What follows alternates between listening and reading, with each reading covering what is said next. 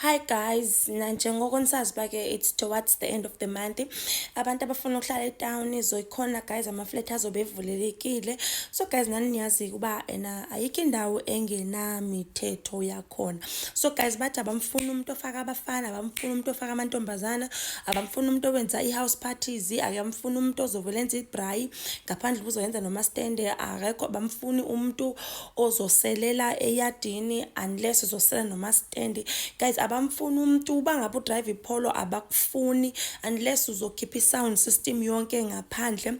But guys abamfuni umuntu ozokwenza i-up and down abe ehla enyuka. But guys abamfuni umuntu ozothi xa iphekile epheke inyama bafuna ismell siphelele endlini yakhe, otherwise unless uzomphake uma stand.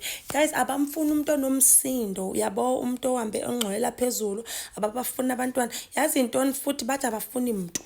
Azisekho izindlu, niyadika nina, ayikho indle khona.